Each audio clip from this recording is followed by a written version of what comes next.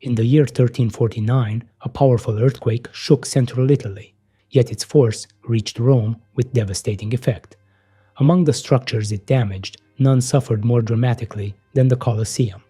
On that day, part of the ancient amphitheater collapsed, and its silhouette was changed forever. This was the earthquake that reshaped one of the greatest monuments of antiquity and left it in the half-ruin the world recognizes today. The Colosseum, originally known as the Flavian Amphitheater, was completed in 80 AD under Emperor Titus. For centuries, it hosted gladiatorial games, wild beast hunts, and even naval battles. But by the Middle Ages, the roar of the crowds had faded. The Colosseum was no longer an arena for entertainment. Instead, it stood as a massive, silent skeleton in the heart of Rome. By the 14th century, the structure was already weakened by time, neglect, and smaller earthquakes. Parts of its decorative marble had been stripped, and noble families even used the arena's arches for shops and workshops. Yet, the outer walls still stood tall, until disaster struck. On September 9, 1349, a powerful earthquake suddenly struck. The tremors radiated across central Italy, devastating buildings in Rome even though the city was not at the quake's center.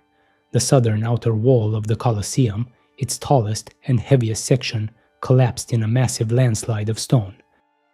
The reason the southern side fell lies in the soil beneath it. The Colosseum sits on the edge of a low valley, where the ground is softer on the southern side. When the earth shook, the foundation shifted, and the massive weight of the stone above it gave way. The Italian poet and scholar Francesco Petrarch visited Rome shortly after the earthquake and described the damage in a letter. The massive building that so amazes the pilgrims had fallen among the old houses abandoned by the citizens. He was not an eyewitness to the collapse, but wrote about what he saw in the aftermath. Eyewitnesses wrote of clouds of dust and thunderous crashes as blocks of travertine, each weighing tons, smashed into the streets below. The southern facade, which once completed the perfect oval of the amphitheater, was gone. In an instant, the Colosseum became the half-ruin we recognize today.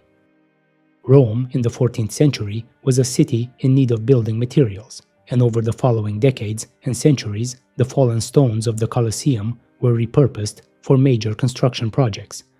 Palaces, such as the Palazzo Venezia and even parts of St. Peter's Basilica, incorporated stone from the Colosseum.